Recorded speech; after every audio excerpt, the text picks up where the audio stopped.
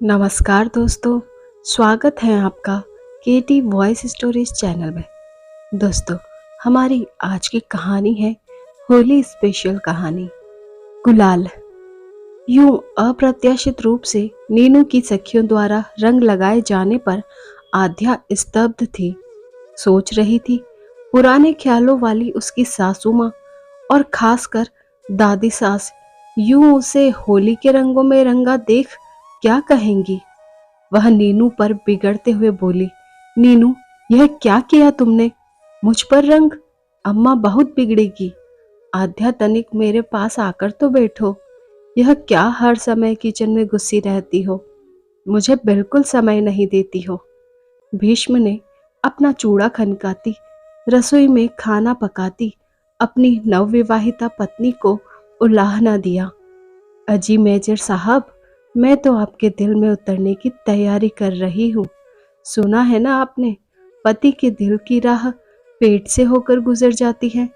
इतने वक्त आप मुझसे जुदा न जाने कितनी लड़कियों के साथ गुजारते हैं।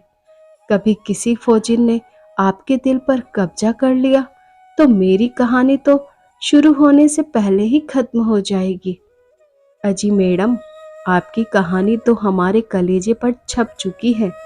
आप तो हमारे दिल की टेरिटरी की परमानेंट बाशिंदा बन गई हैं।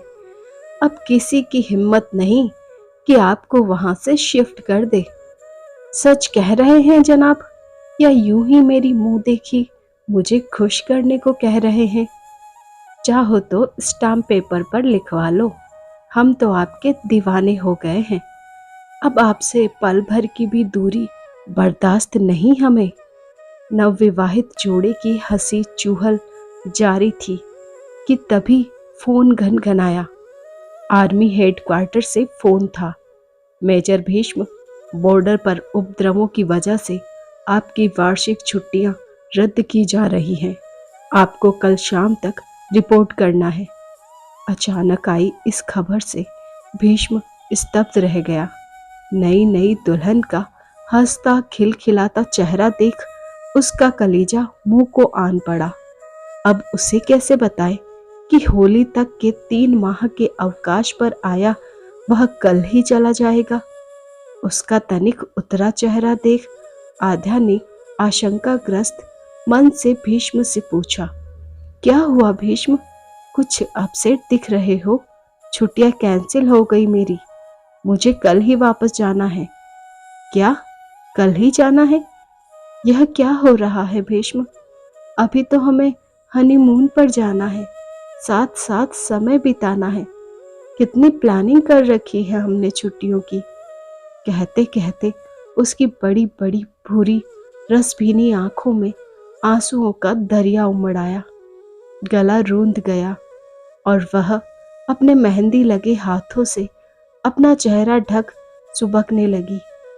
जान, याद है या भूल गई कि शादी से पहले मैंने तुमसे क्या कहा था? तुम एक फौजी से बंध रही हो तो तुम मेरी प्राथमिकता में हमेशा दूसरे नंबर पर रहोगी। पहले नंबर पर मरते दम तक देश के प्रति मेरा फर्ज रहेगा। क्या तुम्हें यह याद कराना पड़ेगा? प्रियतम से यूं इतनी जल्दी बिछोह के बारे में सोचकर उसका कलेजा मुंह को आ रहा था। वह अब जोर जोर से सिसकने लगी थी। सोच रही थी, उफ, कितने ख्वाब देखे थे। हनीमून पर जाएंगे, साथ साथ सैर सपाटा करेंगे, कश्मीर की हंसी वादियों में एक दूसरे को जानेंगे समझेंगे। सब बिखर गए। रोना बंद करो माय लव। तुम यूं उदास होगी तो मैं कैसे तुम्हें छोड़कर पूरे मन से निश्चिंत होकर अपनी ड्यूटी ज्वाइन कर पाऊंगा। मेरा मन तो तुम में ही अटका रहेगा ना। आध्या अभी तक यह स्वीकार नहीं कर पा रही थी कि भीष्म कल ही उसे छोड़कर चला जाएगा। एक दूसरे की बाहों में कैद आध्या और भीष्म ने वह रात आंखों ही आंखों में काटी। कितना कुछ था कहने और सुनने को। देखते देखते जाने की घड़ी आ पहुंची। नम आंखों और भरे हुए गले से आध्या ने जीवन साथी को तिलक लगा और आरती कर मंगल कामनाएं करते हुए घर से विदा किया। होली का पर्व आ पहुंचा था। भीष्म ने आध्या से वादा किया था, वह होली पर अवकाश लेकर उसके पास जरूर आएगा। लेकिन यदि इंसानी हसरतें यूं आसानी से पूरी हो जाती तो नियति शब्द इंसान के शब्दकोश में न होता। होली के दिन घर भर में उत्सव का माहौल था। दोपहर का 1 बजने आया था। सब लोग बड़ी अधीरता से भीष्म की राह देख रहे थे। तभी वज्रपात हुआ था। आध्या को फोन आया और खबर मिली कि उपद्रवियों द्वारा फेंके ग्रेनेड की चपेट में आकर मेजर भीष्म शहीद हो गए। यह मनहूस खबर सुनकर आध्या सदमे से अचेत हो गई। माता पिता और छोटी बहन भी होश खो बैठे। वक्त का मरहम हर गांव को भर देता है। मेजर भीष्म को गए काफी समय बीत चुका था। आध्या के आंसू सूख गए थे, लेकिन अंतस में दर्द का समंदर ठाठे मारता वह मानो जिंदा लाश बनकर रह गई थी। धीरे धीरे अवसाद के साए उसे निगलते जा रहे थे।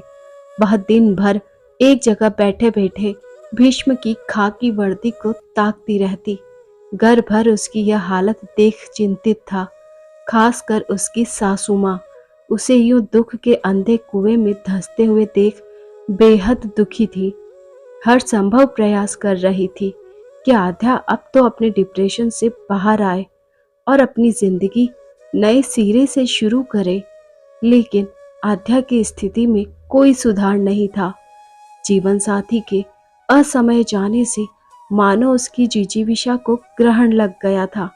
उस दिन होली थी। घर भर में उदासी पसरी हुई थी।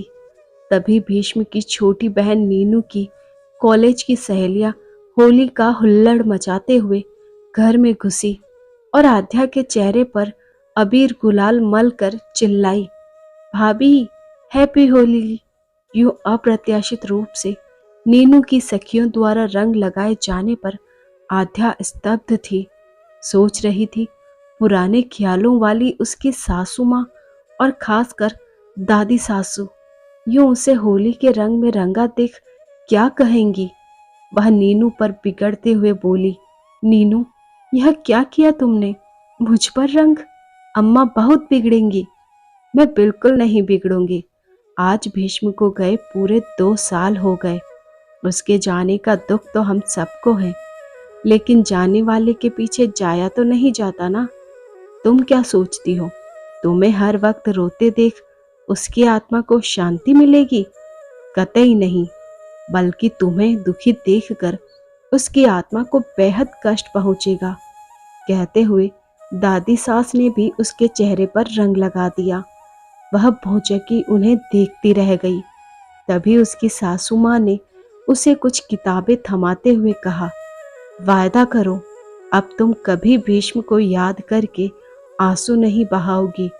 मुझे आज भी अच्छी तरह से याद है, तुमने एक बार हंसी हंसी में भीष्म की खाकी वर्दी पहनकर उससे कहा था ना, काश अगर मेरे माँ बाबूजी ने मेरी शादी इतनी जल्दी नहीं की होती तो मैं भी जरूर एक फौजी बनती। लो चलो, एसएसबी की परीक्षा का ऑनलाइन फॉर्म आज ही भरो और पढ़ाई में जुट जाओ। मेरा यकीन करो, भीष्म जहाँ कहीं भी होगा तुम्हें फौजी वर्दी में देखकर बहुत खुश होगा। अनायास आध्या की नज़र शहीद पति के फोटो पर गई। उसने मुट्ठी भर गुलाल उसके चेहरे पर लगा दिया। उसे लगा भीष्म उसे देखकर मुस्कुरा रहा था। धन्यवाद। तो दोस्तों, कैसी लगी आपको हमारी ये कहानी? आई होप पसंद आई होगी। ऐसी ही और कहानियाँ सुनने के लिए बने रहिए हमारे साथ। अपना प्यार और सपोर्ट दीजिए। चैनल पर नए हैं तो सब्सक्राइब करें, साथ में बेल आइकन को प्रेस करें ताकि न्यू स्टोरी का नोटिफिकेशन आपको मिल सके। Thank you.